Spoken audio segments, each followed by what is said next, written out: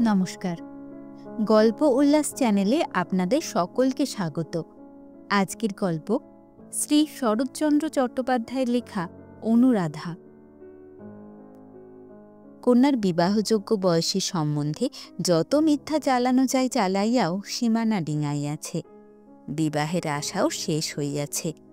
ওমা, সে কি কথা হইতে আরম্ভ করিয়া চোখ টিপিয়া কন্যার ছেলে মেয়ের সংখ্যা জিজ্ঞাসা করিয়াও এখন আর কেহ রস পায় না।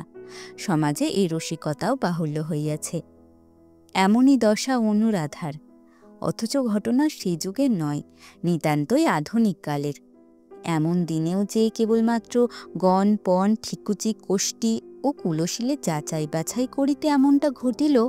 অনুরাধার বয়স 23 পার হইয়া গেল, বর জুটিল না। এ কথা সহজে বিশ্বাস হয় না, তবু ঘটনা সত্য। সকালে এই গল্পই চলিতেছিল আজ জমিদারের কাছারিতে। নূতন জমিদারের নাম হরিহর ঘোষাল, কলকাতাবাসী। তার ছোট ছেলে বিজয় আসিয়াছে গ্রামে।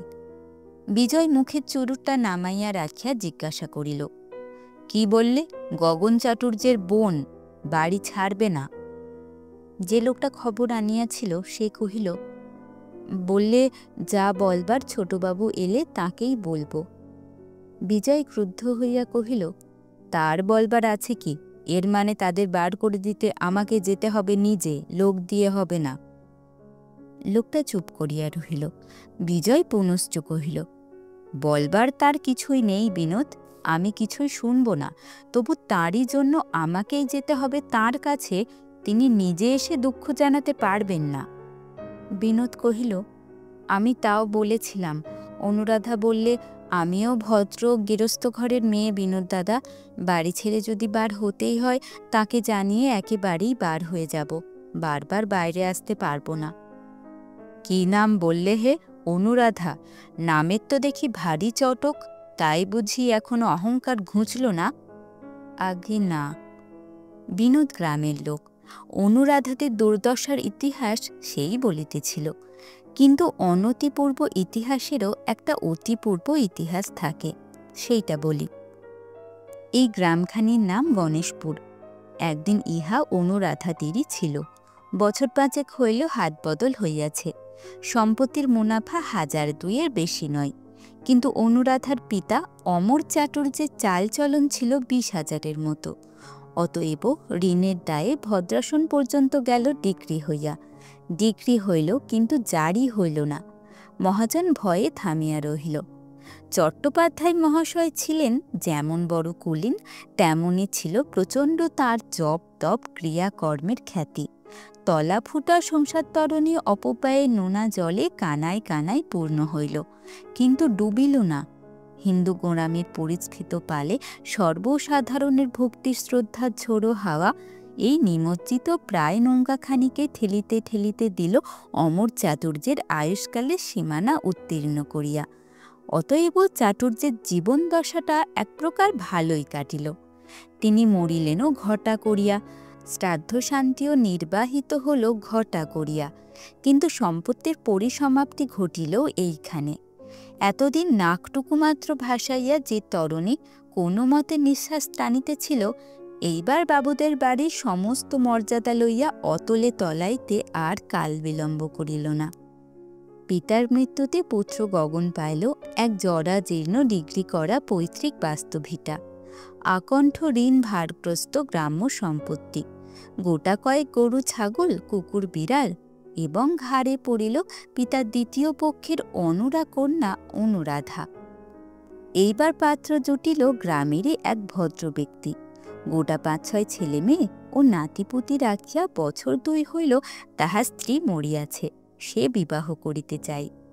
অনুরাধা বলিল, দাদা, কপালে রাজপুত্র তো জুটল না, তুমি এইখানেই আমার বিয়ে দাও। লোকটা টাকা করিয়াছে, তবুও দুটো খেতে পড়তে পাবো। গগন আশ্চর্য হইয়া কহিল, সে কি কথা? ত্রিলোচন গাঙ্গুলির পয়সা আছে মানি, কিন্তু ওর ঠাকুরদাদা কুল ভেঙে সতীপুরে চক্রবর্তীদের ঘরে বিয়ে করেছিল, জানিস? ওদের আছে কি? বোন বলিল, আর কিছু না থাক দাদা, টাকা আছে। কুল নিয়ে উপোস করার চেয়ে 2 মুঠো ভাত ডাল পাওয়া ভালো দাদা। গগন মাথা নাড়িয়া বলিল, সে হয় না, হবার নয়। কেন নয় বলো তো? বাবা ওসব মানতেন, কিন্তু তোমার তো কোনো বালাই নেই। এখানে বলা আবশ্যক, পিতার গোঁড়ামি পুত্রের ছিল না। মদ্য, মাংস ও আরও একটা আনুষঙ্গিক ব্যাপারে সে সম্পূর্ণ মোহমুক্ত পুরুষ। পত্নী বিয়োগের পরে ভিন্নপল্লীর কে এক নির্যাতিয়া স্ত্রীলোক আজও তাহার অভাব মোচন করিতেছে, এ কথা সকলেই জানে। গগন ইঙ্গিতরা বুঝিল, গর্জিয়া বলিল, আমার বাজে গোঁড়ামি নেই, কিন্তু কন্যাগত কুলে শাস্ত্রাচার কি তোর জন্য জলাঞ্জলি দিয়ে 14 পুরুষ নরকে ডোবাবো? কৃষ্ণের সন্তান, স্বভাব কুলীন আমরা। যা যা, এমন নোংরা কথা আর মুখে আনিস নে। এই বলিয়া সে রাগ করিয়া চলিয়া গেল। ত্রিলোচন গাঙ্গুলির প্রস্তাবটা এইখানেই চাপা পড়িল। গগন হরিহর ঘোষালকে ধরিয়া পড়িল। কুলীন ব্রাহ্মণকে ঋণমুক্ত করিতে হইবে।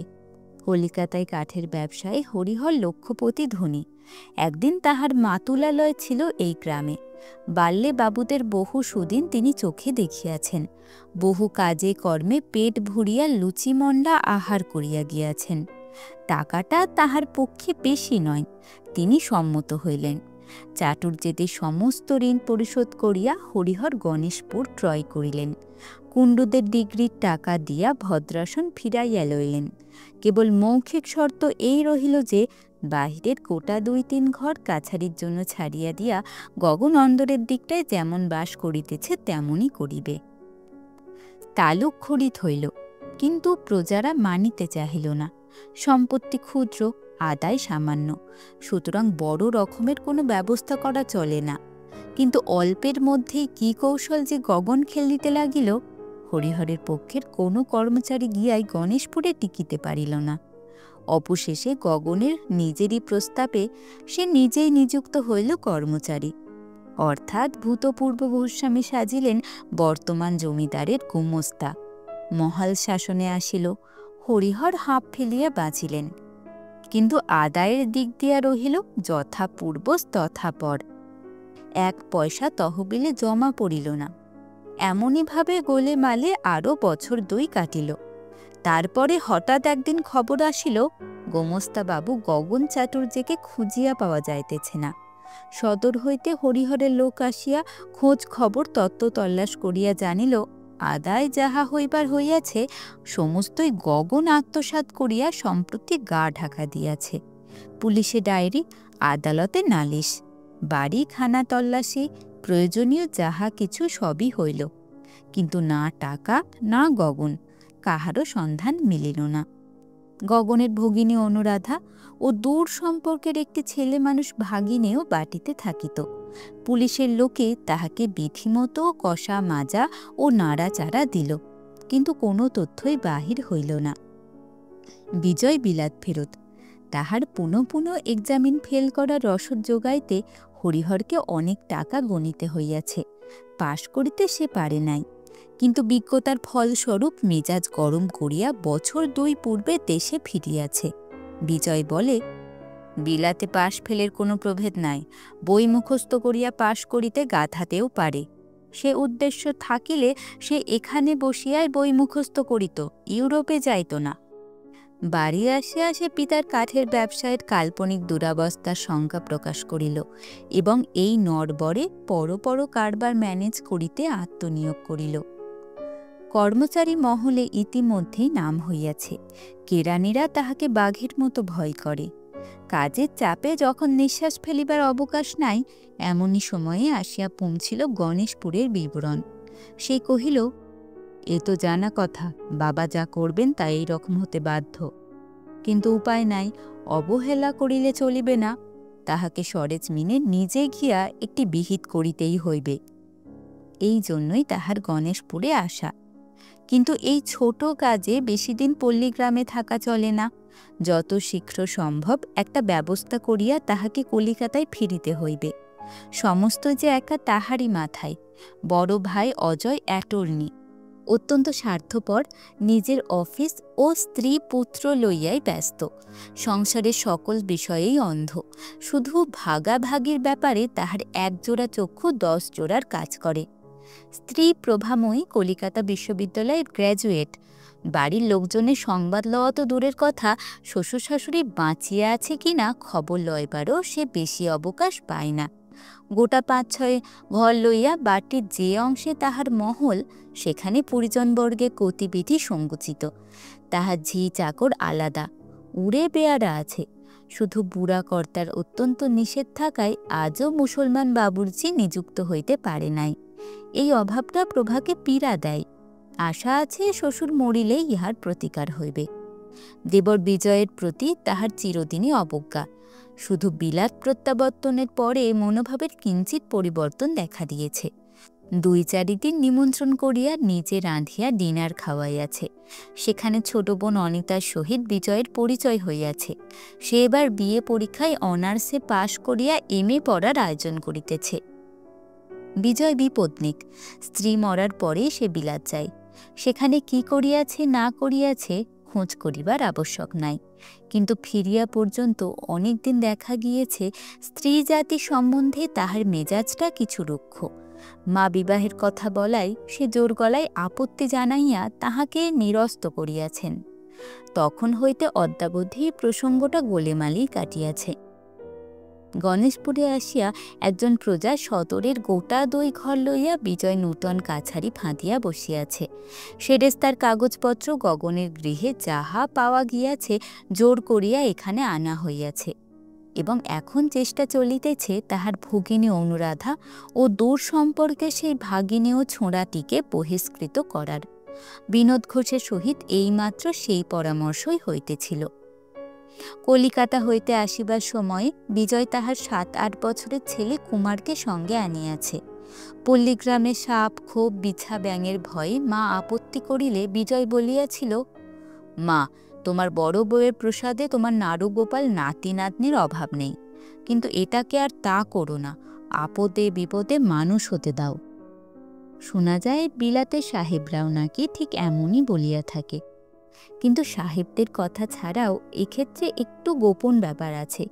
বিজয় যখন বিলাতে, তখন মাতৃহীন ছেলেটার একটু অযত্নে দিন গিয়াছে। তাহার ভগ্ন স্বাস্থ্য পিতামহে অধিকাংশ সময়েই থাকেন শয্যাগত। সুতরাং যথেষ্ট বিত্ত বৈভব থাকা সত্ত্বেও কুমারকে দেখিবার কেহ ছিল না। কাজেই দুঃখে কষ্টেই সে বেচারা বড় হইয়াছে। বিলাত হইতে বাড়ি ফিরিয়া এই খবরটা বিজয়ের কানে গিয়াছিল। গণেশপুরে আসিবার কালে বৌদিদি হঠাৎ দরদ দেখাইয়া বলিয়াছিল, ছেলেটা সঙ্গে যাচ্ছে ঠাকুরপো, পাড়াগা জায়গা, একটু সাবধানে থেকো, কবে ফিরবে? যত শীঘ্র পারি।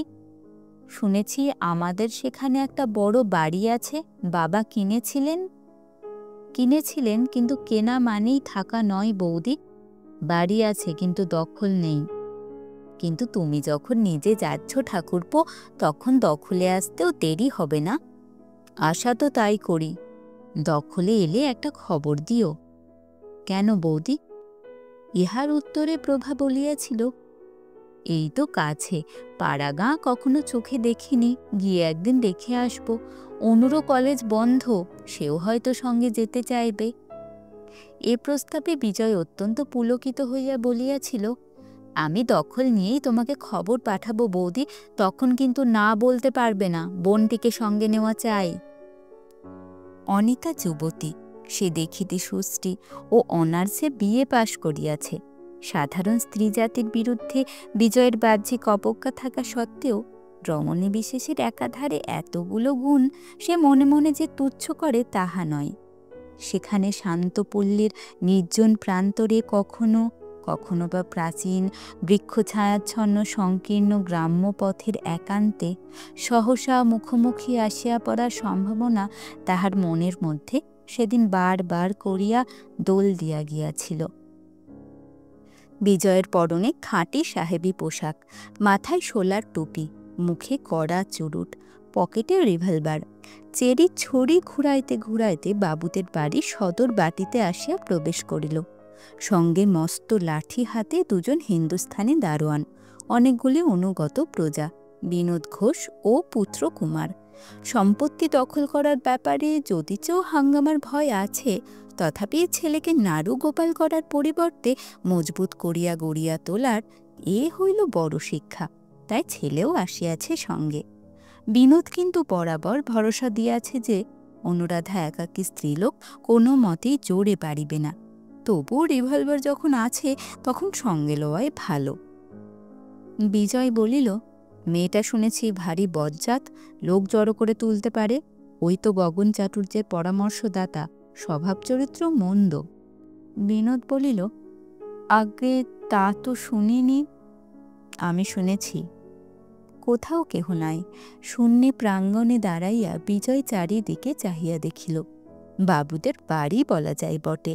সম্মুখে পূজার দালান এখনো ভাঙে নাই, কিন্তু জীর্ণতার শেষ সীমায় পৌঁছিয়াছে। একপাশে সারি সারি বসিবার ঘর ও বৈঠকখানা, দশা একই। পায়রা, চড়াই ও চামচিকায় স্থায়ী আশ্রয় বানাইয়াছে। দারোয়ান হাঁকিল, কই হে? তাহার সম্ভ্রমবিহীন চড়া গলার চিৎকারে বিনোদ ঘোষ ও অন্যান্য অনেকেই যেন লজ্জায় সংকুচিত হইয়া পড়িল। বিনোদ বলিল, রাধুদিদিকে আমি গিয়ে খবর দিয়ে আসছি বাবু, বলিয়া ভিতরে চলিয়া গেল। তাহার কণ্ঠস্বর ও বলার ভঙ্গিতে বোঝা গেল আজও এবাড়ির অমর্যাদা করিতে তাহাদের বাঁধে। অনুরাধা রাঁধিতেছিল। বিনোদ গিয়া সবিনয়ে জানাইল, দিদি, ছোটবাবু বাইরে এসেছেন। সে এ দুর্দৈব প্রত্যহই আশঙ্কা করিতেছিল। হাত ধুইয়া উঠিয়া দাঁড়াইল। সন্তোষকে ডাকিয়া কহিল, বাইরে একটা শতরঞ্জি পেতে দিয়ে এসো বাবা, বলগে মাসিমা আসছেন। বিনোদকে বলিল, আমার বেশি দেরি হবে না, বাবু রাগ করে না যেন বিনোদ দাদা, আমার হয়ে তাকে বসতে বলগে। বিনোদ লজ্জিত মুখে কহিল, কি করব দিদি, আমরা গরিব প্রজা, জমিদার হুকুম করলে না বলতে পারিনে, কাজেই। সে আমি বুঝি বিনোদ দাদা। বিনোদ চলিয়া গেল। বাহিরে শতরঞ্জি পাতা হইল, কিন্তু কেহ তাহাতে বসিল না। বিজয় ছড়ি ঘুরাইয়া পায়চারি করিতে করিতে চুরুট টানিতে লাগিল। মিনিট পাঁচেক পরে সন্তোষ বাহিরে আসিয়া ইঙ্গিতে দ্বারের প্রতি চাহিয়া সভয়ে কহিল, মাসিমা এসেছেন। বিজয় থমকিয়া দাঁড়াইল। ভদ্রঘরের কন্যা, তাহাকে কি বলিয়া সম্বোধন করা উচিত সে দ্বিধায় পড়িল। কিন্তু ও দৌর্বল্য প্রকাশ পাইলে চলিবে না। অতএব পৌরুষ কণ্ঠে অন্তরালবর্তিনীর উদ্দেশ্যে কহিল, এবারই আমাদের, তুমি জানো? উত্তর আসিল, জানি। তবে ছেড়ে দিচ্ছ না কেন? অনুরাধা তেমনি আড়ালে দাঁড়াইয়া বনপুর জবানে বক্তব্য বলিবার চেষ্টা করিল। কিন্তু ছেলেটা চালাক চৌকস নয়। নূতন জমিদারের কড়া মেজাজের জনশ্রুতিও তাহার কানে পৌঁছিয়াছে। ভয়ে ভয়ে কেবলই থতমত খাইতে লাগিল। একটা কথাও সুস্পষ্ট হইল না। বিজয় মিনিট ৫-৬ ধৈর্য ধরিয়া বুঝিবার চেষ্টা করিল। তারপরে হঠাৎ একটা ধমক দিয়া বলিয়া উঠিল, তোমার মাসির বলার কিছু থাকলে সামনে এসে বলুক, নষ্ট করার সময় আমার নেই। আমি বাঘ ভালুকও নই, তাকে খেয়ে ফেলব না। বাড়ি ছাড়বে না কেন বলুক। অনুরাধা বাহিরে আসিল না, কিন্তু কথা কহিল। সন্তোষের মুখে নয়, নিজের মুখে স্পষ্ট করিয়া কহিল, বাড়ি ছাড়ার কথা ছিল না। আপনার বাবা হরিহরবাবু বলেছিলেন এর ভিতরের অংশে আমরা বাস করতে পারি। কোনো লেখাপড়া আছে? না, নেই, কিন্তু তিনি এখনো জীবিত, তাকে জিজ্ঞাসা করলেই জানতে পারবেন। জিজ্ঞাসা করার গরজ আমার নেই। এই যদি শর্ত, তার কাছে লিখে নাওনি কেন? দাদা বোধহয় প্রয়োজন মনে করেননি। তার মুখের কথার চেয়ে লিখে নেওয়া বড় হবে এ হয়তো দাদার মনে হয়নি। এ কথা সঙ্গত উত্তর বিজয় খুঁজিয়া পাইল না, চুপ করিয়া রহিল। কিন্তু পরক্ষণেই জবাব আসিল ভিতর হইতেই। অনুরাধা কহিল, কিন্তু দাদা নিজের শর্ত ভঙ্গ করায় এখন সকল শর্তই ভেঙে গেছে। এ বাড়িতে থাকবার অধিকার আর আমাদের নেই। কিন্তু আমি একা স্ত্রীলোক, আর এই অনাথ ছেলেটি, ওর মা বাপ নেই, আমি মানুষ করছি। আমাদের এই দুর্দশায় দয়া করে দুদিন থাকতে না দিলে একলা হঠাৎ কোথায় যাই, এই আমার ভাবনা। বিজয় বলিল, এই জবাব কি আমার দেবার? তোমার দাদা কোথায়? মেয়েটি বলিল, আমি জানিনি তিনি কোথায়, কিন্তু আপনার সঙ্গে যে এতদিন দেখা করতে পারিনি সে শুধু এই ভয়ে, পাছে আপনি বিরক্ত হন। এই বলিয়া ক্ষণকাল নীরব থাকিয়া বোধ করি সে নিজেকে সামলাইয়া লইল। কহিল, আপনি মনিব, আপনার কাছে কিছুই লুকোবো না। অকপটে আমাদের বিপদের কথা জানালুম, নইলে একটা দিনও জোর করে এ বাড়িতে বাস করার দাবি আমি করিনে। এই কটা দিন বাদে আমরা আপনিই চলে যাব। তাহার কণ্ঠস্বরে বাহিরে হইতেই বুঝা গেল মেয়েটির চোখ দিয়া জল পড়িতেছে। বিজয় দুঃখিত হইল, মনে মনে খুশিও হইল। সে ভাবিয়াছিল ইহাকে বেদখল করিতে না জানি কত সময় কত হাঙ্গামায় পোহাইতে হইবে, কিন্তু কিছুই হইল না। সে অশ্রু জলে শুধু দয়া ভিক্ষা চাহিল। তাহার পকেটের পিস্তল ও দারোয়ানদের লাঠি সোটা তাহাকে গোপনে তিরস্কার করিল, কিন্তু দুর্বলতা প্রকাশ করাও চলে না। বলিল, থাকতে দিতে আপত্তি ছিল না, কিন্তু বাড়িতে আমার নিজের বড় দরকার। যেখানে আছি সেখানে খুব অসুবিধে। তাছাড়া আমাদের বাড়ির মেয়েরা একবার দেখতে আসতে চান। মেয়েটি বলিল, বেশ তো, আসুন না। বাইরের ঘরগুলোতে আপনি স্বচ্ছন্দে থাকতে পারেন, এবং ভিতরের দোতলায় অনেকগুলি ঘর, মেয়েরা অনায়াসে থাকতে পারবেন, কোনো কষ্ট হবে না। আর বিদেশে তাদের তো লোকের আবশ্যক, আমি অনেক কাজ করে দিতে পারব। এবার বিজয় সলজ্জে আপত্তি করিয়া কহিল, না না, সে কি কখনো হতে পারে? তাদের সঙ্গে লোকজন সবাই আসবে, তোমাকে কিছুই করতে হবে না। কিন্তু ভিতরে ঘরগুলো কি আমি একবার দেখতে পারি? উত্তর হইল, কেন পারবেন না? এ তো আপনারই বাড়ি, আসুন। ভিতরে ঢুকিয়া বিজয় পলকের জন্য তাহার সমস্ত মুখখানি দেখিতে পাইল। মাথায় কাপড় আছে, কিন্তু ঘোমটায় ঢাকা নয়। পরনে একখানি ময়লা পৌড়ে কাপড়। গায়ে গহনা নাই, শুধু 2 হাতে কয়েক গাছি সোনার চুড়ি, সাবেককালের। আড়াল হইতে তাহার অশ্রুসিঞ্চিত কণ্ঠস্বর বিজয়ের কানে বড় মধুর ঠেকিয়াছিল। ভাবিয়াছিল মানুষটিও হয়তো এমনই হইবে, বিশেষত দরিদ্র হইলেও সে তো বড় ঘরের মেয়ে। কিন্তু দেখিতে পাইল তাহার প্রত্যাশার সঙ্গে কিছুই মিলিল না। রং ফর্সা নয়, মাজা শ্যাম, বরঞ্চ একটু কালোর দিকেই। সাধারণ পল্লী গ্রামের মেয়ে, আরও 5 জনকে যেমন দেখিতে তেমনই। শরীর কৃশ, কিন্তু বেশ দৃঢ় বলিয়াই মনে হয়। শুইয়া বসিয়া ইহার আলস্যে দিন কাটে নাই, তাহাতে সন্দেহ হয় না। শুধু বিশেষত্ব চোখে পড়িল ইহার ললাটে, একেবারে আশ্চর্য নিখুঁত গঠন। মেয়েটি কহিল, বিনোদ দাদা, বাবুকে তুমি সব দেখিয়ে আনো, আমি রান্নাঘরে আছি। তুমি সঙ্গে যাবে না রাধু দিদি? না। ওপরে উঠিয়া বিজয় ঘুরিয়া ঘুরিয়া সমস্ত দেখিল। ঘর অনেকগুলি, সাবেককালের অনেক আসবাব এখনও ঘরে ঘরে, কতক ভাঙিয়াছে, কতক ভাঙার পথে। এখন তাহাদের মূল্য সামান্যই, কিন্তু একদিন ছিল। সদরবাটির মতো এই ঘরগুলিও জরাজীর্ণ, হাড় পাঁচড়া বার করা, দারিদ্র্যের দাগ সকল বস্তুতেই গাঢ় হইয়া পড়িয়াছে। বিজয় নিচে নামিয়া আসিলে অনুরাধা রান্নাঘরের দ্বারের কাছে আসিয়া দাঁড়াইল। দরিদ্র ও দুর্দশাপন্ন হইলেও ভদ্রঘরের মেয়ে। এবার তুমি বলিয়া সম্বোধন করিতে বিজয় লজ্জা করিল। কহিল, আপনি কতদিন এ বাড়িতে থাকতে চান? ঠিক করে তো এক্ষুনি বলতে পারি নে, যে কটা দিন দয়া করে আপনি থাকতে দেন। দিন কয়েক পারি, কিন্তু বেশি দিন তো পারবো না। তখন কোথায় যাবেন? সেই চিন্তায় তো দিনরাত করি। লোকে বলে আপনি গগন চাটুর্যের ঠিকানা জানেন। তারা আর কি বলে? বিজয় এ প্রশ্নের উত্তর দিতে পারিল না। অনুরাধা কহিল, জানি নে, তা আপনাকে আগেই বলেছি, কিন্তু জানলেও নিজের ভাইকে ধরিয়ে দেব, এই কি আপনি আদেশ করেন? তাহার কণ্ঠস্বরে তিরস্কার মাখানো। বিজয় ভারী অপ্রতিভ হইল। বুঝিল আভিজাত্যের চিহ্ন ইহার মন হইতে এখনো বিলুপ্ত হয় নাই। বলিল, না, সে কাজ আপনাকে আমি করতে বলিনে, বাড়ি নিজেই খুঁজে বার করব, তাকে পালাতে দেব না। কিন্তু এতকাল ধরে সে যে আমাদের এই সর্বনাশ করছিল, এও কি আপনি জানতে পারেননি বলতে চান? কোনো উত্তর আসিল না। বিজয় বলিতে লাগিল, সংসারে কৃতজ্ঞতা বলে তো একটা কথা আছে। নিজের ভাইকে এটুকু পরামর্শ কি কোনোদিন দিতে পারেননি? আমার বাবা নিতান্ত নিরীহ মানুষ। আপনাদের বংশের প্রতি তার অত্যন্ত মমতা, বিশ্বাসও ছিল তেমনই বড়, তাই গগনকেই দিয়েছিলেন সমস্ত সঁপে। এ কি তারই প্রতিফল?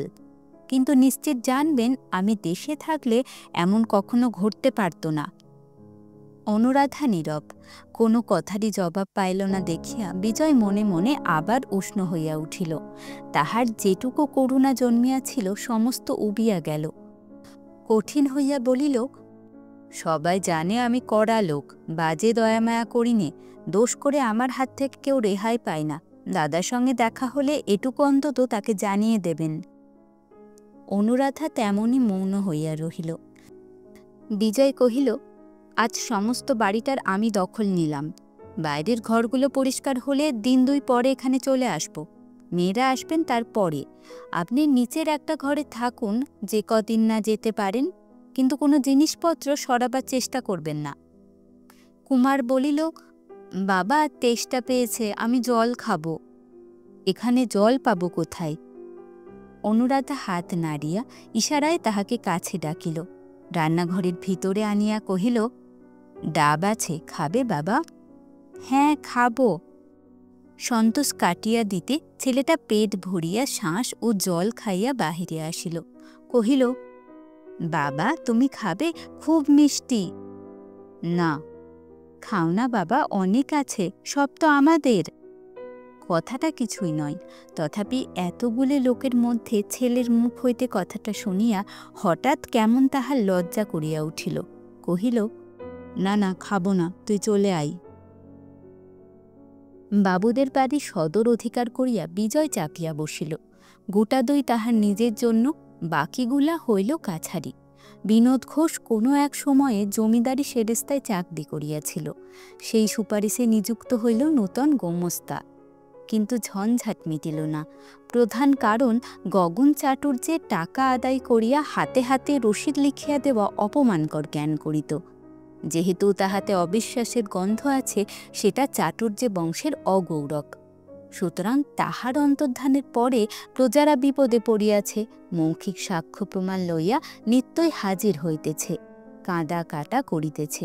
কে কত দিয়াছে, কত বাকি রাখিয়াছে নিরূপণ করা একটা কষ্টসাধ্য জটিল ব্যাপার হইয়া উঠিতেছে। বিজয় যত শীঘ্র কলিকাতায় ফিরবে মনে করিয়াছিল, তাহা হইল না।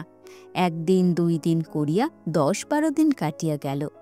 এদিকে ছেলেটা হইয়াছে সন্তোষের বন্ধু, বয়সে 3-4 বছরের ছোট, সামাজিক ও সাংসারিক ব্যবধানও অত্যন্ত বৃহৎ। কিন্তু অন্য সঙ্গীর অভাবে সে মিশিয়া গেছে ইহারই সঙ্গে। ইহারই সঙ্গে থাকে বাটের ভিতরে, ঘুরিয়া বেড়ায় বাগানে বাগানে, নদীর ধারে, কাঁচা আম কুড়াইয়া, পাখির বাসা খুঁজিয়া। খায় অধিকাংশ সময়ে সন্তোষের মাসির কাছে, ডাকে তাহারই দেখা দেখি মাসিমা বলিয়া। বাহিরে টাকা কড়ি হিসাবপত্র লইয়া বিজয় বিব্রত। সকল সময় ছেলের খোঁজ করিতে পারে না, যখন পারে তখন তাহার দেখা মেলে না। হঠাৎ কোনোদিন হয়তো বকাঝকা করে রাগ করিয়া কাছে বসাইয়া রাখে, কিন্তু ছাড়া পাইলে ছেলেটা দৌড় মারে মাসিমার রান্নাঘরে। সন্তোষের পাশে বসিয়া খায় দুপুরবেলায় ভাত, বিকালে তাহারই সঙ্গে ভাগাভাগি করিয়া লয় রুটি ও নারিকেল নাড়ু। সেদিন বিকালে লোকজন তখনও কেহ আসিয়া পৌঁছায় নাই। বিজয় চা খাইয়া চুরুট ধরাইয়া ভাবিল নদীর ধারটা খানি ঘুরিয়া আসে। হঠাৎ মনে পড়িল সমস্ত দিন ছেলেটার দেখা নাই। পুরাতন চাকরটা দাঁড়াইয়াছিল, জিজ্ঞাসা করিল, কুমার কোথায় রে? সে ইঙ্গিতে দেখাইয়া কহিল, বাড়ির মধ্যে। ভাত খেয়েছিল? না। জোর করে ধরে এনে খাওয়াসনি কেন? এখানে খেতে যায় না, রাগ করে ছড়িয়ে ফেলে দেয়। কাল থেকে আমার সঙ্গে ওর খাবার জায়গা করে দিস। এই বলিয়া কি ভাবিয়া আর সে বেড়াইতে গেল না, সোজা ভিতরে গিয়া প্রবেশ করিল। সুদীর্ঘ প্রাঙ্গণের অপর প্রান্ত হইতে পুত্রের কণ্ঠস্বর কানে গেল, মাসিমা, আর 1খানা রুটি আর 2টো নারকেল নাড়ু, শিগগির। যাহাকে আদেশ করা হইল সে কহিল, নেমে আয় না বাবা, তোদের মতো আমি কি গাছে উঠতে পারি? জবাব হইল, পারবে মাসিমা, কিছু শক্ত নয়, এই মোটা ডালটায় পা দিয়ে ওই ছোট ডালটা ধরে এক টান দিলেই উঠে পড়বে। বিজয় কাছে আসিয়া দাঁড়াইল। রান্নাঘরের সম্মুখে একটা বড় আম গাছ, তাহার দুদিকের 2 মোটা ডালে বসিয়া কুমার ও বন্ধু সন্তোষ। পা ঝুলাইয়া গুঁড়িতে ঠেস দিয়া উভয়ের ভোজন কার্য চলিতেছে। তাহাকে দেখিয়া দুজনেই ত্রস্ত হইয়া উঠিল। অনুরাধা রান্নাঘরের দ্বারের অন্তরালে সরিয়া দাঁড়াইল। বিজয় জিজ্ঞাসা করিল, ওই কি ওদের খাবার জায়গা নাকি? কেহ উত্তর দিল না। বিজয় অন্তরালবর্তিনীকে উদ্দেশ্য করিয়া বলিল, আপনার ওপর দেখছি ও খুব অত্যাচার করছে। এবার অনুরাধা মৃদু কণ্ঠে জবাব দিল, বলিল, হ্যাঁ। তবু তো প্রশ্রয় কম দিচ্ছেন না, কেন দিচ্ছেন? না দিলে আরও বেশি উপদ্রব করবে সেই ভয়ে। কিন্তু বাড়িতে তো এরকম উৎপাত করে না শুনেছি। হয়তো করে না, ওর মা নেই, ঠাকুরমা প্রায়ই শয্যাগত, বাপ থাকেন বাইরে কাজকর্ম নিয়ে, উৎপাত করবে কার ওপর? বিজয় ইহা জানে না তাহা নয়, তথাপি ছেলেটার যে মা নাই এই কথাটা পরের মুখে শুনিয়া তাহার ক্লেশ বোধ হইল। কহিল, আপনি দেখছি অনেক বিষয় জানেন, কে বললে আপনাকে? কুমার? অনুরাধা ধীরে ধীরে কহিল, বলবার বয়স ওর হয়নি, তবু ওর মুখ থেকেই শুনতে পাই।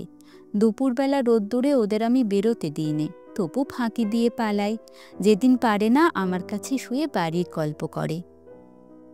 বিজয় তাহার মুখ দেখিতে পাইল না, কিন্তু সেই প্রথম দিনটার মতো আজও সেই কণ্ঠস্বর বড় মধুর লাগিল। তাই বলার জন্য নয়, কেবল শোনার জন্যই কহিল, এবার বাড়ি ফিরে ওর মুশকিল হবে।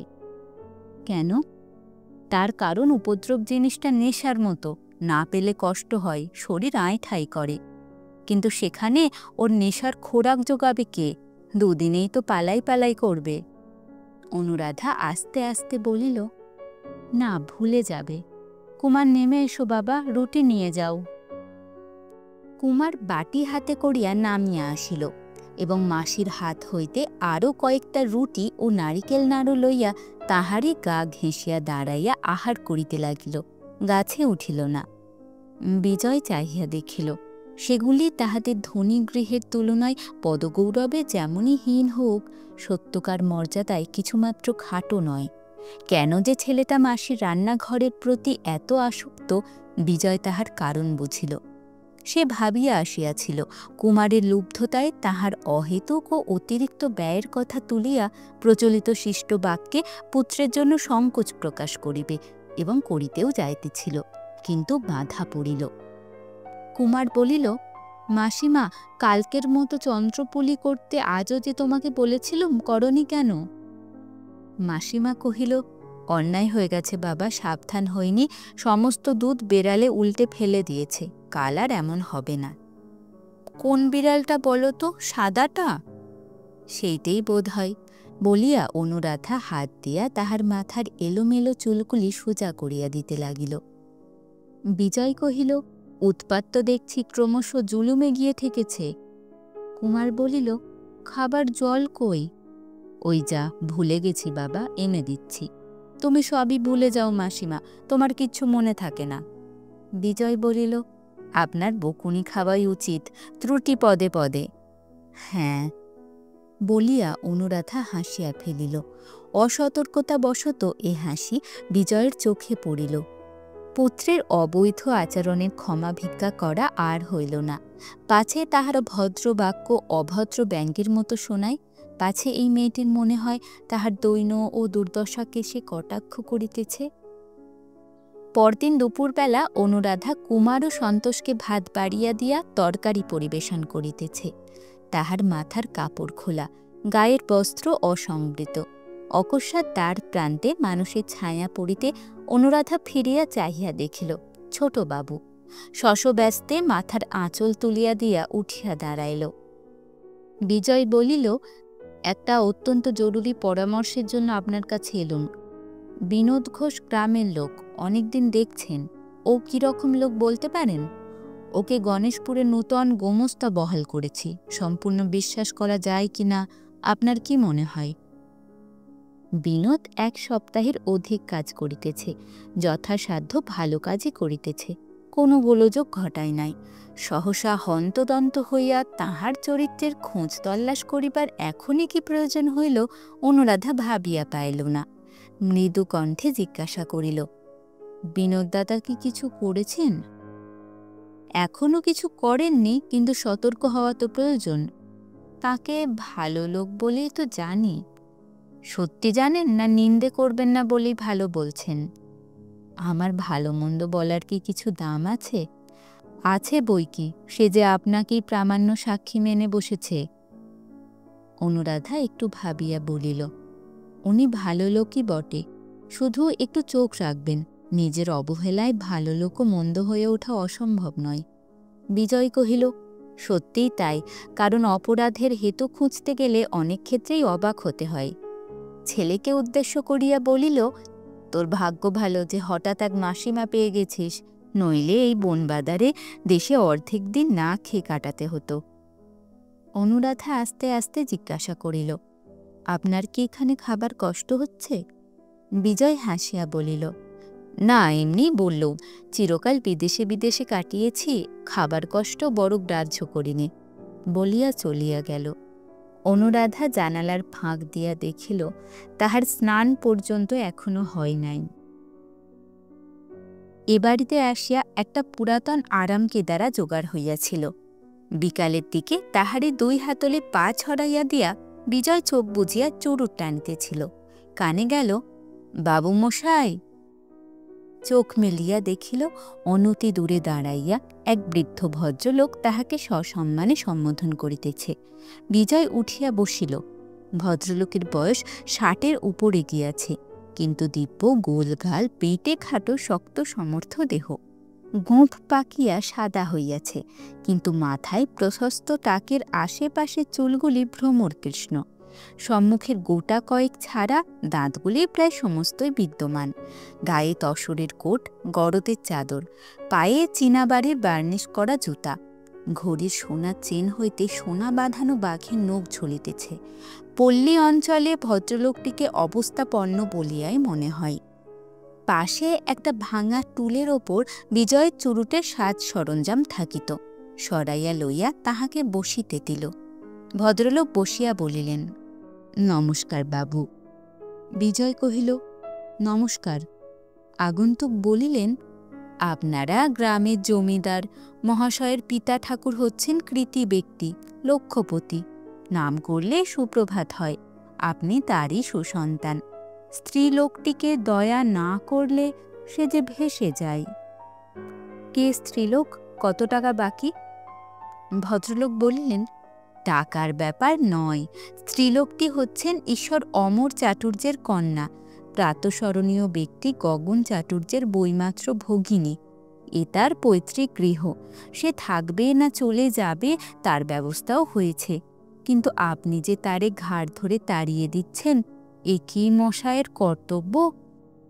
এই অশিক্ষিত বৃদ্ধের প্রতি ক্রোধ করা চলে না, বিজয় মনে মনে বুঝিল, কিন্তু কথা বলার ধরনে জ্বলিয়া গেল। কহিল, আমার কর্তব্য আমি বুঝব, কিন্তু আপনি কে যে তাঁর হয়ে ওকালতি করতে এসেছেন? বৃদ্ধ বলিলেন, আমার নাম ত্রিলোচন গাঙ্গুলি, পাশের গ্রাম মসজিদপুরে বাড়ি, সবাই চেনে। আপনার বাপ মায়ের আশীর্বাদে আমার কাছে গিয়ে হাত পাততে হয় না এমন লোক এদিকে কম। বিশ্বাস না হয় বিনোদ ঘোষকে জিজ্ঞাসা করবেন।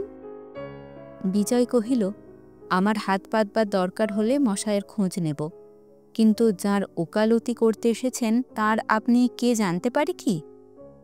ভদ্রলোক রসিকতার ছলে ঈষৎ হাস্য করিয়া বলিলেন, কুটুম্ব, বসে খের এই কটা দিন বাদে আমি ওকে বিবাহ করব। বিজয় চকিত হইয়া উঠিল।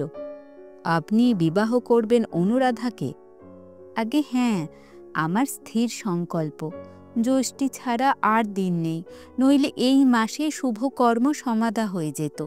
থাকতে দেবার কথা আপনাকে আমার বলতেও হতো না। বিজয় কিছুক্ষণ স্তব্ধ থাকিয়া প্রশ্ন করিল, বিয়ের ঘটকালি করলে কে, গগন চাটুর্যে? বৃদ্ধ রোষকষায়িত চক্ষে কহিলেন, সে তো ফেরারে আসামি মশাই, প্রজাদের সর্বনাশ করে চম্পট দিয়েছে। এতদিন সেই তো বাধা দিচ্ছিল, নইলে অঘ্রাণেই বিবাহ হয়ে যেত। বলে স্বভাব কুলীন, আমরা কৃষ্ণের সন্তান, বংশজের ঘরে বোন দেব না, এই ছিল তার বুলি। এখন সে গুমর রইল কোথায়? বংশজের ঘরে যেচে আসতে হলো যে। এখনকার দিনে কুল কে খোঁজে মশাই? টাকায় কুল, টাকায় মান, টাকায় সব, বলুন ঠিক কি না? বিজয় বলিল, হ্যাঁ ঠিক। অনুরাধা স্বীকার করেছেন? ভদ্রলোক সদম্ভে জানুতে চপেটাঘাত করিয়া কহিলেন, স্বীকার বলছেন কি মশাই, যাচি। শহর থেকে এসে আপনি একটা তারা লাগাতেই দু চোখে অন্ধকার। যাইমা তারা দাঁড়ায় কোথা, নইলে আমার তো মতলব ঘুরে গিয়েছিল। ছেলেদের অমত, বৌমাদের অমত, মেয়ে জামাইরা সব বেঁকে দাঁড়িয়েছিল। আমিও ভেবেছিলুম দূর হোক গে, দুঃসংসার তো হলো আর না। কিন্তু লোক দিয়ে নিজে ডেকে পাঠিয়ে রাধা কেঁদে বললে, গাঙ্গুলি মশাই পায়ে স্থান দাও, তোমার উঠোন ঝাঁট দিয়ে খাবো, আমার সেই ভালো। কি করি, স্বীকার করলুম। বিজয় নির্বাক হইয়া বসিয়া রহিল। বৃদ্ধ বলিতে লাগিলেন, বিবাহ এ বাড়িতেই হবে। দেখতে একটু খারাপ দেখাবে, নইলে আমার বাড়িতেই হতে পারত। গগন চাটুর্যের কে এক পিসি আছে, সেই কন্যা সম্প্রদান করবে। এখন কেবল মশাই রাজি হলেই হয়। বিজয় মুখ তুলিয়া বলিল, রাজি হয়ে আমাকে কি করতে হবে বলুন? তাড়া দেব না, এই তো? বেশ, তাই হবে। এখন আপনি আসুন। নমস্কার।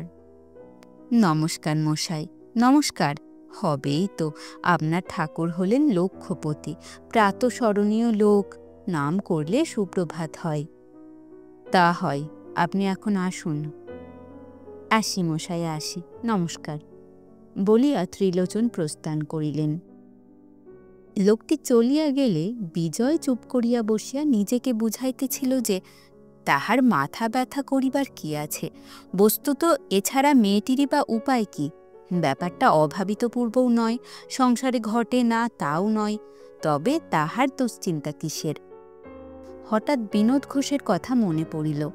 সেদিন সে বলিতেছিল, অনুরাধা দাদার সঙ্গে এই বলিয়া ঝগড়া করিয়াছে যে কুলের গৌরব লইয়া সে কি করিবে, সহজে দুটা খাইতে পড়িতে যদি পায় সেই যথেষ্ট।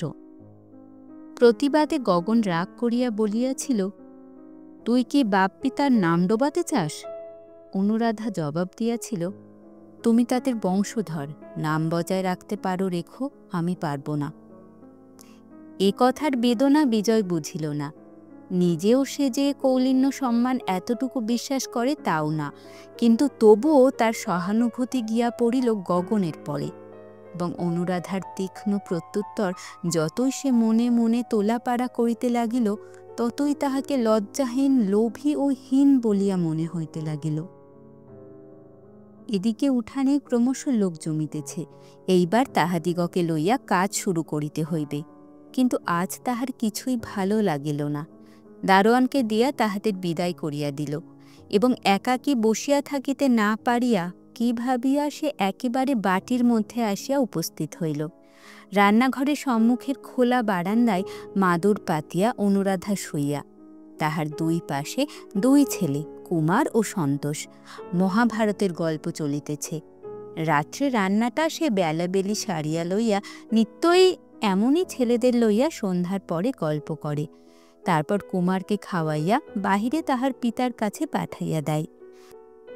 জ্যোৎস্না রাত্রি, ঘন পল্লব আম গাছের পাতার ফাঁক দিয়া আসিয়া টুকরা চাঁদের আলো স্থানে স্থানে তাহাদের গায়ের পরে মুখের পরে পড়িয়াছে। গাছের ছায়ায় একটা লোককে এদিকে আসিতে দেখিয়া অনুরাধা চকিত হইয়া জিজ্ঞাসা করিল, কে? আমি বিজয়। তিনজনই শশব্যস্তে উঠিয়া বসিল। সন্তোষ ছোট বাবুকে অত্যন্ত ভয় করে। প্রথম দিনের স্মৃতি সে ভোলে নাই। উসখুস করিয়া উঠিয়া গেল। কুমারও বন্ধুর অনুসরণ করিল। বিজয় বলিল, ত্রিলোচন গাঙ্গুলিকে আপনি চেনেন? আজ তিনি আমার কাছে এসেছিলেন। অনুরাধা বিস্মিত হইল। আপনার কাছে? কিন্তু আপনি তো তার ঘাতক নন। না, কিন্তু হলে হয়তো আপনার সুবিধে হতো। আমার একদিনের অত্যাচার আপনি আর একদিন শোধ দিতে পারতেন। অনুরাধা চুপ করিয়া রহিল।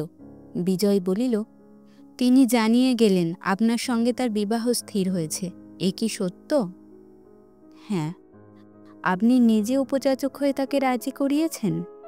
হ্যাঁ, তাই। তাই যদি হয়ে থাকে এ অত্যন্ত লজ্জার কথা, শুধু আপনার নয় আমারও। আপনার লজ্জা কিসের?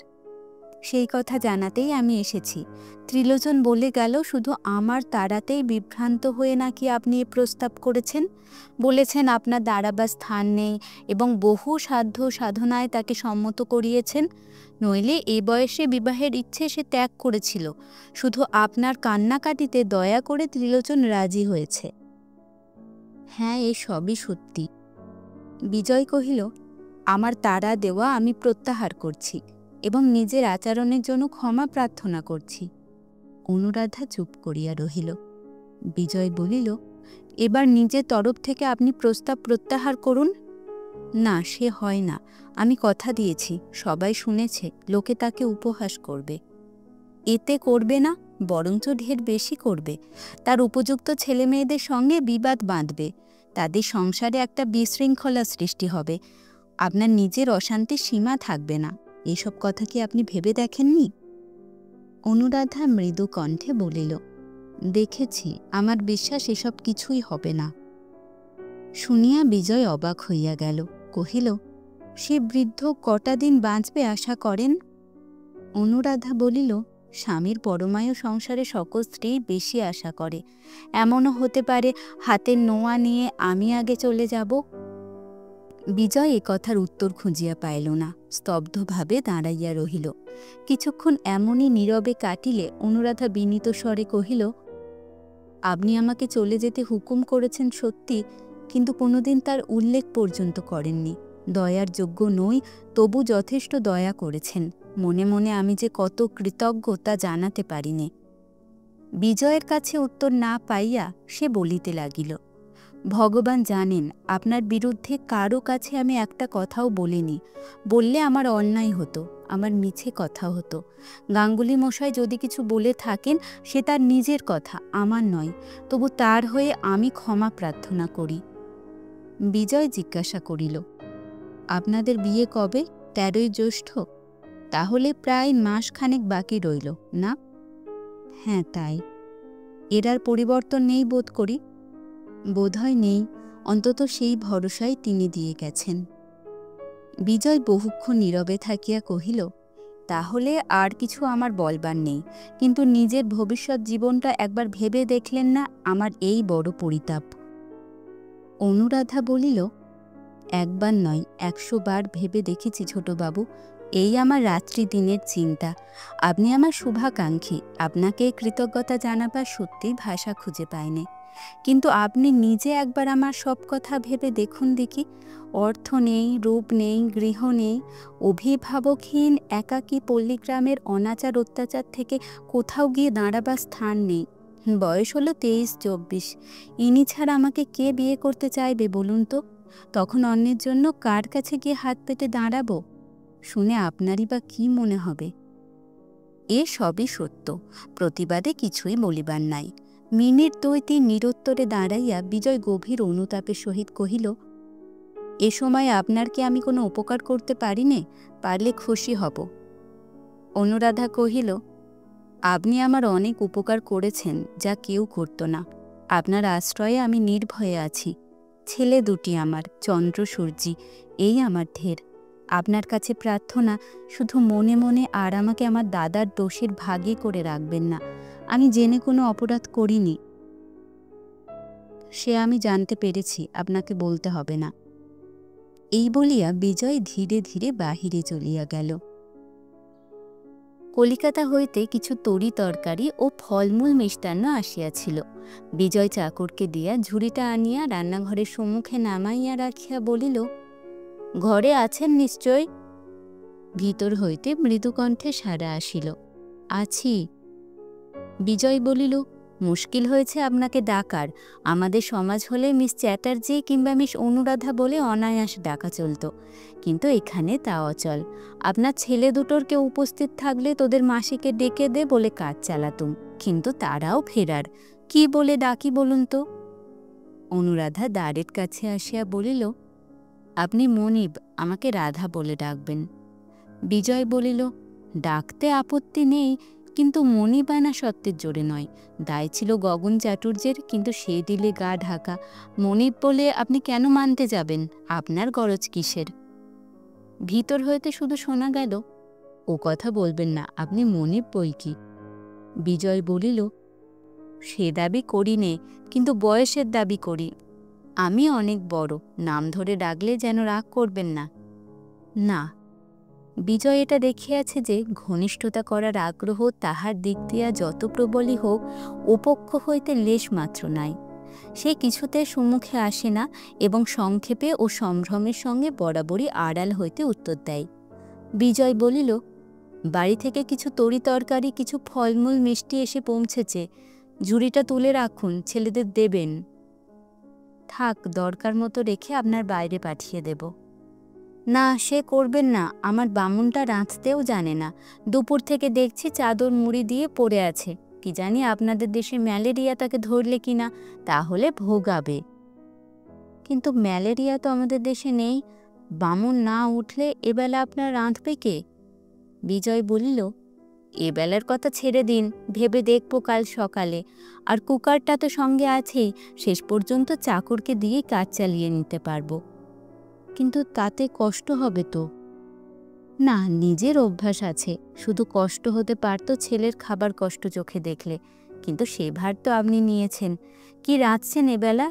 ঝুড়িটা খুলে দেখুন না, যদি কাজে লাগে। কাজে লাগবে বই কি, কিন্তু এবেলা আমার রান্না নেই। নেই কেন? কুমারের একটু গা গরম হয়েছে, রাঁধলে সে খাবার উপদ্রব করবে। ওবেলার যা আছে তাতে সন্তোষে চলে যাবে। গা গরম হয়েছে তার? কোথায় আছে সে? আছে আমার বিছানায় শুয়ে, সন্তোষের সঙ্গে গল্প করছে। আজ বলছিল বাইরে যাবে না, আমার কাছে শোবে। বিজয় বলিল, তা সুখ, কিন্তু বেশি আদর পেলে মাসিকে ছেড়েও বাড়ি যেতে চাইবে না, তখন ওকে নিয়ে বিভ্রাট বাঁধবে। না, বাঁধবে না, কুমার অবাধ্য ছেলে নয়। বিজয় বলিল, কি হলে অবাধ্য হয় সে আপনি জানেন, কিন্তু শুনতে পাই আপনার পরে ও কম উৎপাত করে না। অনুরাধা কিছুক্ষণ চুপ করিয়া থাকিয়া বলিল, ও উপদ্রব যদি করে আমার উপরেই করে, আর কারো উপরে না। বিজয় বলিল, সে আমি জানি, কিন্তু মাসেই না হয় সহ্য করলেন, কিন্তু জ্যাঠাইমা সইবে না, আর বিমাতা যদি আসেন তিনি এতটুকু অত্যাচারও বরদাস্ত করবেন না। অভ্যাস বিগড়ালে ওর বিপদ ঘটবে যে। ছেলের বিপদ ঘটবে এমন বিমাতা ঘরে আনবেন কেন? নাই বা আনলেন। বিজয় বলিল, আনতে হয় না, ছেলের কপাল ভাঙলে বিমাতা আপনি ঘরে এসে ঢোকেন, তখন বিপদ ঠেকাতে মাসি শরণাপন্ন হতে হয়, অবশ্য তিনি যদি রাজি হন।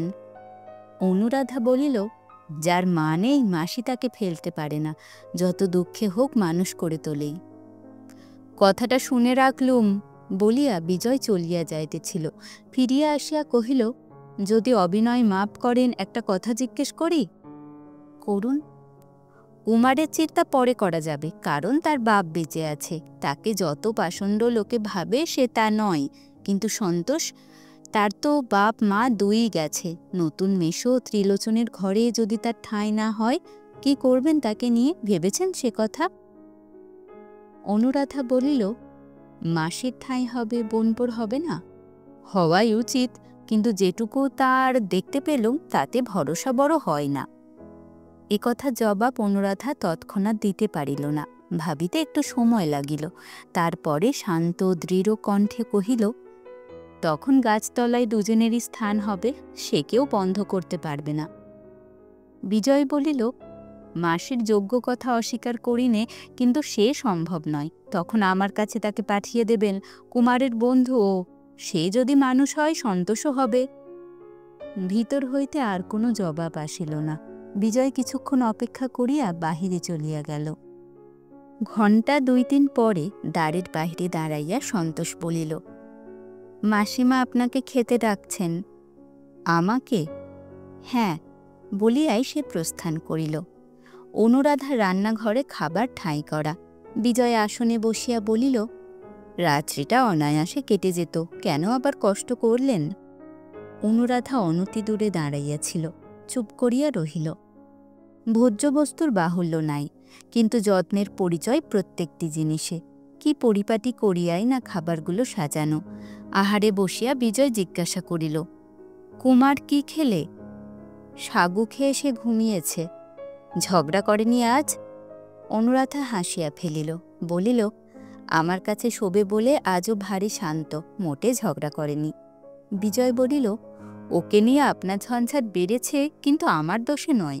ও নিজেই কি করে যে আপনার সংসারের মধ্যে নিস্তব্ধে ঢুকে পড়ল তাই আমি ভাবি। আমিও ঠিক তাই ভাবি। মনে হয় ও বাড়ি চলে গেলে আপনার কষ্ট হবে। অনুরাধা চুপ করিয়া রহিল। পরে বলিল, নিয়ে যাবার আগে কিন্তু আপনাকে একটি কথা দিয়ে যেতে হবে। আপনাকে চোখ রাখতে হবে, ও যেন কষ্ট না পায়।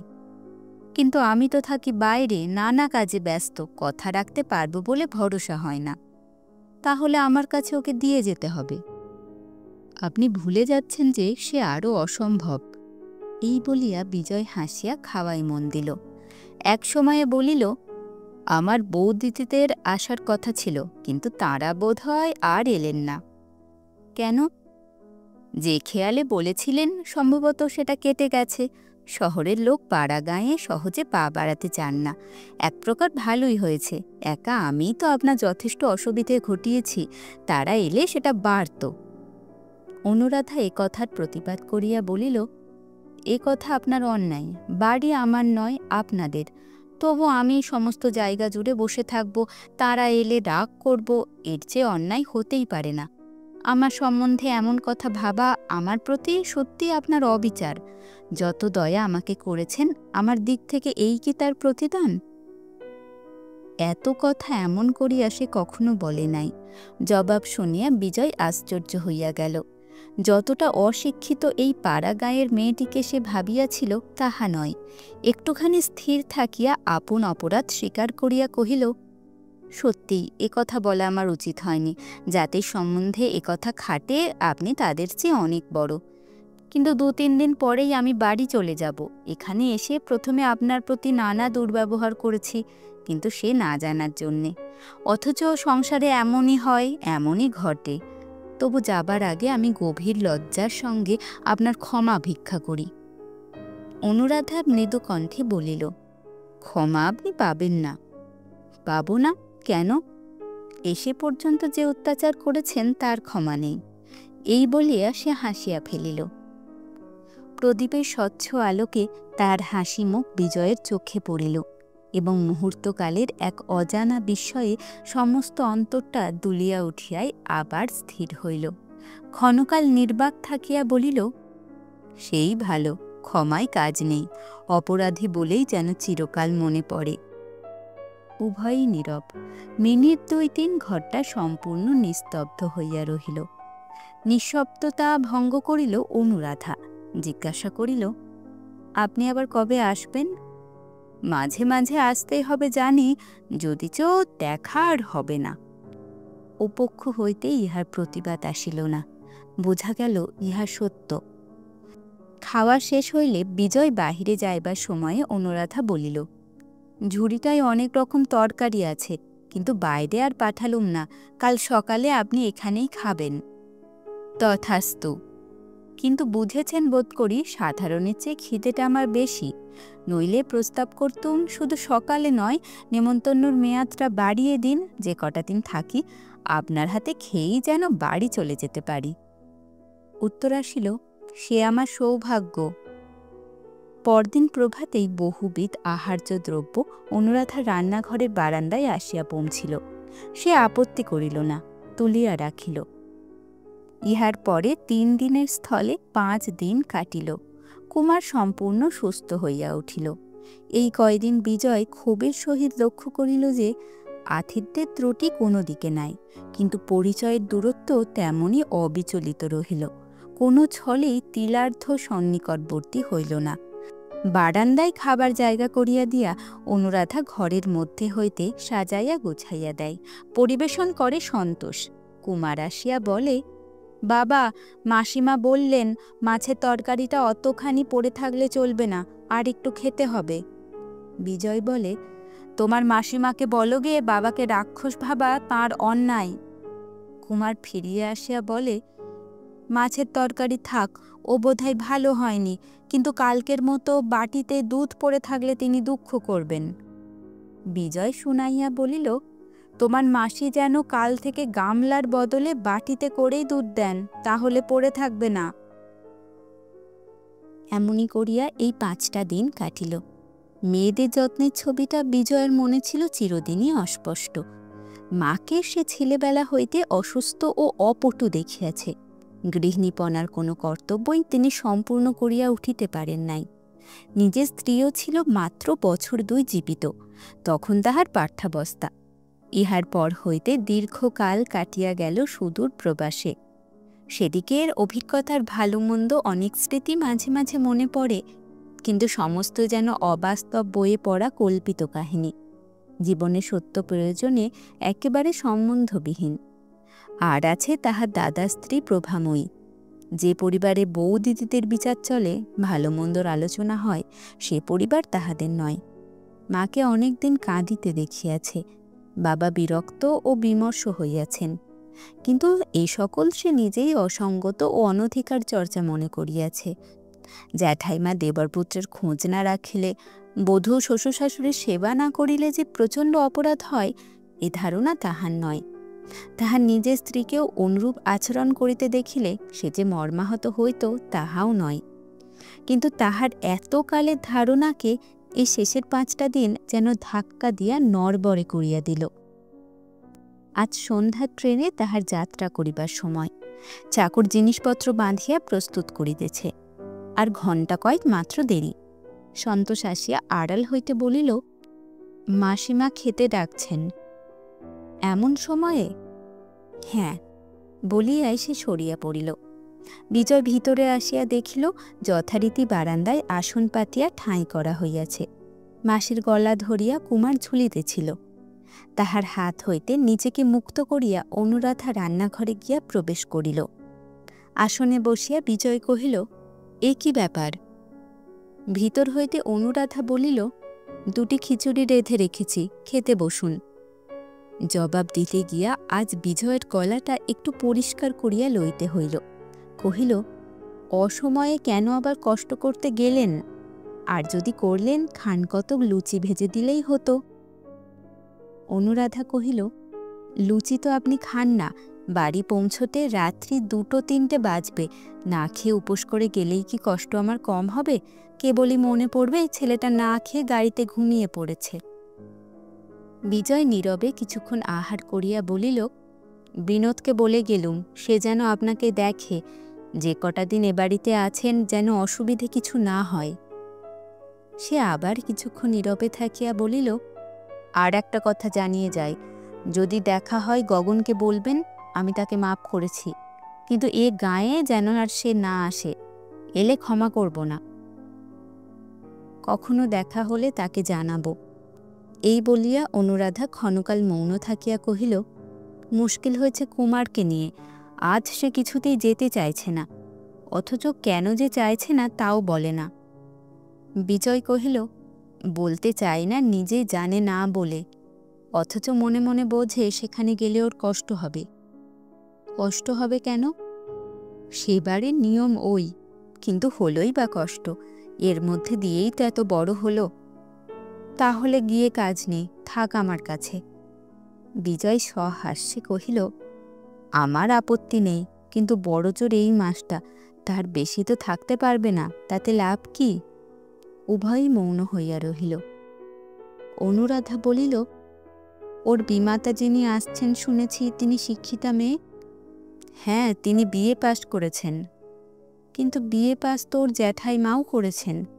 নিশ্চয় করেছেন, কিন্তু বিএ পাশের কেতাবের মধ্যে দেওরপোকে যত্ন করার কথা লেখা নেই, সে পরীক্ষা তাকে দিতে হয়নি।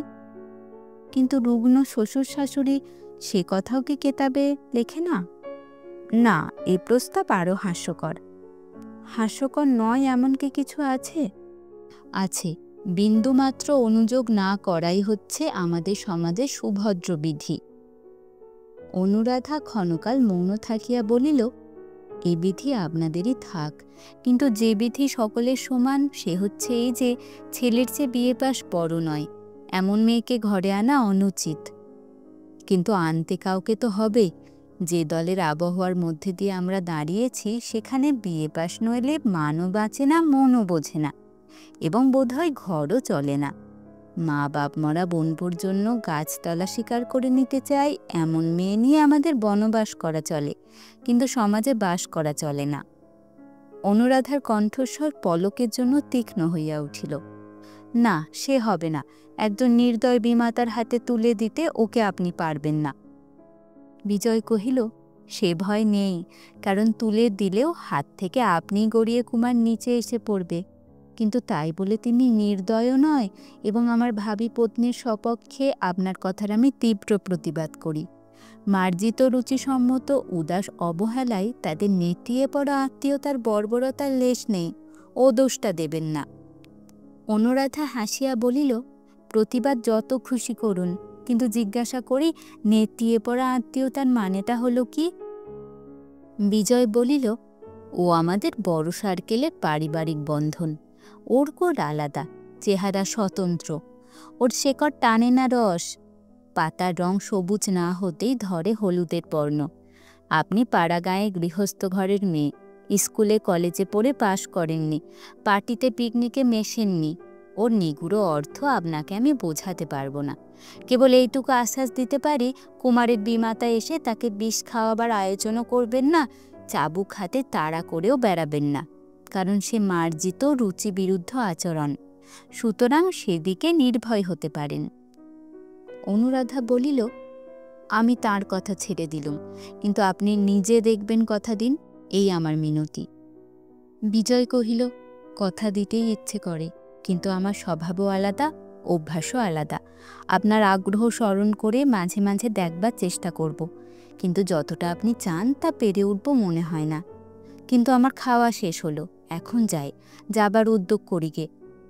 বলিয়া সে উঠিয়া পড়িল। কহিল, রইল কুমার আপনার কাছে, ওকে ছাড়বার দিন এলে দেবেন বিনোদকে দিয়ে কলকাতায় পাঠিয়ে। প্রয়োজন হয় অসংকোচে সন্তোষকেও সঙ্গে দেবেন। প্রথমে এসে যে ব্যবহার করেছি ঠিক সেই আমার প্রকৃতি নয়, এ ভরসা আর একবার দিয়ে চললুম। আমার বাড়িতে কুমারের চেয়ে বেশি অনাদর সন্তোষের ঘটবে না। বাড়ির সম্মুখে ঘোড়ার গাড়ি দাঁড়াইয়া, জিনিসপত্র বোঝাই দেওয়া হইয়াছে। বিজয় উঠিতে যাইতেছে, কুমার বলিল, বাবা, মাসিমা ডাকছেন একবার। সদর দরজার পাশে দাঁড়াইয়া অনুরাধা কহিল, প্রণাম করব বলে ডেকে পাঠালুম, আবার কবে যে করতে পাবো জানি নে। এই বলিয়া গলায় আঁচল দিয়া দূর হইতে প্রণাম করিল।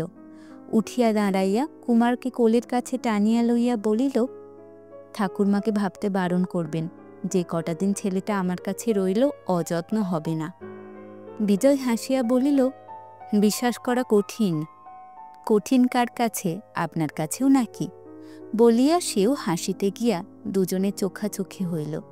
বিজয় স্পষ্ট দেখিতে পাইল তাহার চোখের পাতা দুটি জলে ভিজা। মুখ নামাইয়া বলিল, কুমারকে নিয়ে গিয়ে কিন্তু কষ্ট দেবেন না যেন। আর বলতে পাবো না বলেই বারবার করে বলে রাখছি। আপনাদের বাড়ির কথা মনে হলে ওকে পাঠাতে আমার ইচ্ছে হয় না। নাই বা পাঠালেন? প্রত্যুত্তরে সে চুপ করিয়া রহিল। বিজয় বলিল, যাবার পূর্বে আপনার প্রতিশ্রুতির কথাটা আর একবার স্মরণ করিয়ে দিয়ে যাই।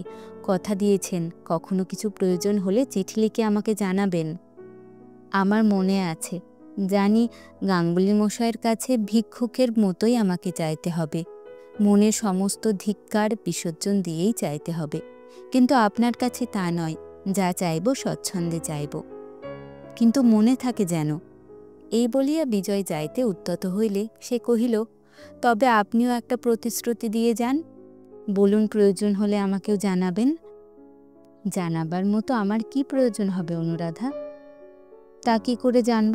আমার আর কিছু নেই, কিন্তু প্রয়োজন হলে প্রাণ দিয়ে সেবা করতেও তো পারবো। আপনাকে ওরা করতে দেবে কেন? আমাকে কেউ বাধা দিতে পারবে না।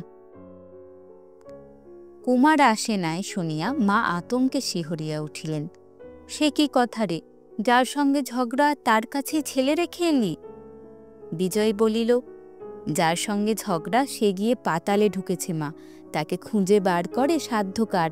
তোমার নাতি রইল তার মাসির কাছে, দিন কয়েক পরই আসবে। হঠাৎ মাসি এলো কোথা থেকে রে? বিজয় বলিল, ভগবানের তৈরি সংসারে হঠাৎ কে যে কোথা থেকে এসে পৌঁছায় মা, কেউ বলতে পারে না। যে তোমার টাকা কড়ি নিয়ে ডুব মেরেছে সেই গগন চাটুর্যের ছোট বোন। বাড়ি থেকে একেই তাড়াবো বলে লাঠি, সোঁটা, পিয়াদা, পাইক নিয়ে রণসজ্জায় যাত্রা করেছিলুম, কিন্তু তোমার আপনার নাতেই করলে গোল। এমনই তার আঁচল চেপে রইল যে দুজনকে একসঙ্গে না তাড়ালে আর তাড়ানো চলল না। মা ব্যাপারটা আন্দাজ করিয়া জিজ্ঞাসা করিলেন, কুমার বুঝি তার খুব অনুগত হয়ে পড়েছে? মেয়েটা খুব যত্ন আত্তি করে বুঝি? বাছা যত্ন তো কখনো পায় না। এই বলিয়া তিনি নিজের অস্বাস্থ্য স্মরণ করিয়া নিঃশ্বাস ফেলিলেন। বিজয় বলিল, আমি ছিলুম বাইরে, বাড়ির ভেতরে কে কাকে যত্ন করছে চোখে দেখিনি, কিন্তু আসবার সময় কুমার মাসিকে ছেড়ে কিছুতে আসতে চাইলে না। মার তথাপি সন্দেহ ঘুচিল না, বলিলেন, ওরা পাড়া গাঁয়ের মেয়ে, কত রকম জানে, সঙ্গে না এনে ভালো করিস নি বাবা। বিজয় বলিল, তুমি নিজে পাড়া গাঁয়ের মেয়ে হয়ে পাড়া গাঁয়ের বিরুদ্ধে তোমার এই নালিশ? শেষকালে তোমার বিশ্বাস গিয়ে পড়ল বুঝি শহরের মেয়ের ওপর? শহরের মেয়ে, তাদের চরণে কোটি কোটি নমস্কার। এই বলিয়া মা দুই হাত এক করিয়া কপালে ঠেকাইলেন। বিজয় হাসিয়া ফেলিল। মা বলিলেন, হাসছিস কি রে? আমার দুঃখ কেবল আমিই জানি, আর জানেন তিনি। বলিতে বলিতে তাহার চোখ ছলছল করিয়া আসিল। কহিলেন, আমরা যখনকার সে পাড়া গাঁ কি আর আছে বাবা? দিনকাল সব বদলে গেছে। বিজয় বলিল, অনেক বদলেছে, কিন্তু যতদিন তোমরা বেঁচে আছো বোধহয় তোমাদের পুণ্যেই এখনো কিছু বাকি আছে মা, একেবারে লোপ পায়নি। তারই একটুখানি এবারে গিয়ে দেখে এলুম, কিন্তু তোমাকে যে সে জিনিস দেখাবার জো নেই, এই দুঃখটাই মনে রইল। এই বলিয়া সে অফিসে বাহির হইয়া গেল। অফিসের কাজের তাড়াতেই ব্যস্ত হইয়া তাহাকে চলিয়া আসিতে হইয়াছে। বিকালে অফিস হইতে ফিরিয়া বিজয় ও মহলে বৌদিদির সঙ্গে দেখা করিতে গেল। গিয়া দেখিল সেখানে বাঁধিয়াছে কুরুক্ষেত্র কাণ্ড। প্রসাধনের জিনিসপত্র ইতস্তত, বিক্ষিপ্ত। দাদা ইজি চেয়ারের হাতলে বসিয়া প্রবল কণ্ঠে বলিতেছেন, কক্ষনো না, যেতে হয় একলা যাও, এমন কুটুম্বিতিয়ে আমি দাঁড়িয়ে, ইত্যাদি। অকস্মাৎ বিজয়কে দেখিয়া প্রভা হাউমাউ করিয়া কাঁদিয়া ফেলিল। ঠাকুরপো, তারা যদি শীতাংশুর সঙ্গে অনিতার বিয়ে ঠিক করে থাকে, সে কি আমার দোষ? আজ পাকা দেখা, উনি বলছেন যাবেন না, তার মানে আমাকেও যেতে দেবেন না। দাদা গর্জিয়া উঠিলেন, তুমি জানতে না বলতে চাও? আমাদের সঙ্গে এ জোচ্চুরি চালাবার এতদিন কি দরকার ছিল? কথাটা সহসা ধরিতে না পারিয়া বিজয় হতবুদ্ধি হইল, কিন্তু বুঝিতেও বিলম্ব হইল না। কহিল, রোশো রোশো, হয়েছে কি বলতো? অনিতার সঙ্গে শীতাংশু ঘোষালের বিয়ের সম্বন্ধ পাকা হয়েছে, আজই তার পাকা দেখা। I am thrown completely overboard. দাদা হুঙ্কার দিলেন, আর উনি বলতে চান কিছুই জানতেন না। প্রভা কাঁদিয়া বলিল, আমি কি করতে পারি ঠাকুরপো? দাদা রয়েছেন, মা রয়েছেন, মেয়ে নিজে বড় হয়েছে, তারা যদি কথা ভাঙে আমার দোষ কি? দাদা বলিলেন, দোষ এই যে তারা ধাপ্পাবাজ, ভণ্ড, মিথ্যেবাদী। একদিকে কথা দিয়ে আর একদিকে গোপনে টোপ ফেলে বসেছিল। এখন লোকে মুখ টিপে হাসবে, আমি ক্লাবে পার্টিতে লজ্জায় মুখ দেখাতে পারবো না। প্রভা তেমনি কান্নার সুরে বলিতে লাগিল, এমন ধারা কি আর হয় না? তাতে তোমার লজ্জা কিসের? আমার লজ্জা সে তোমার বোন বলে, আমার শ্বশুরবাড়ির সবাই জোচ্চোর বলে, তাতে তোমারও একটা বড় অংশ আছে বলে।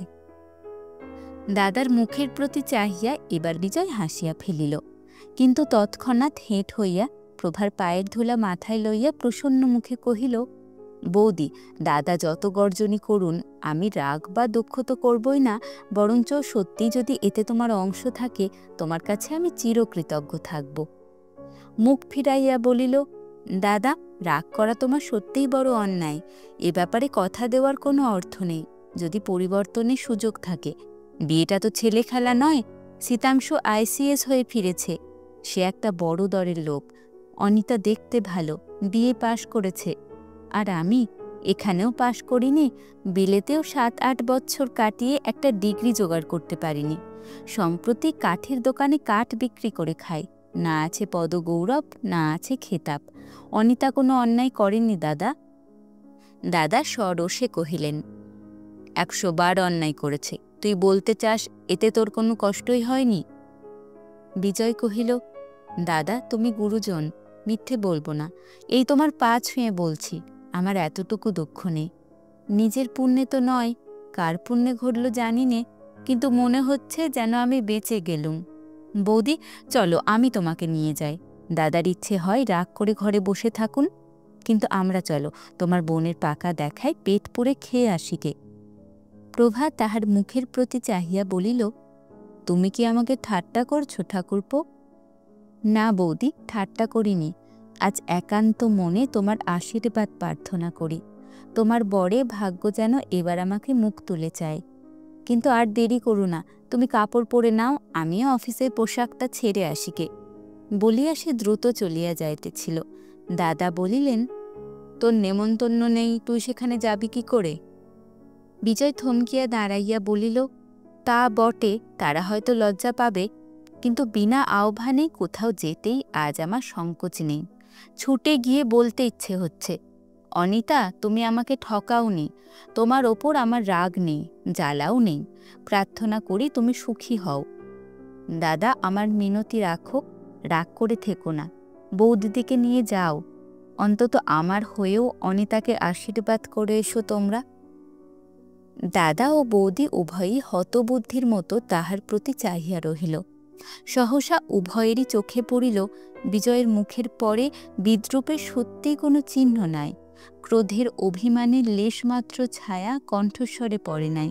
সত্যিই যেন কোনো সুনিশ্চিত বিপদের ফাঁস এড়াইয়া মন তাহার অকৃত্রিম পুলকে ভরিয়া গেছে।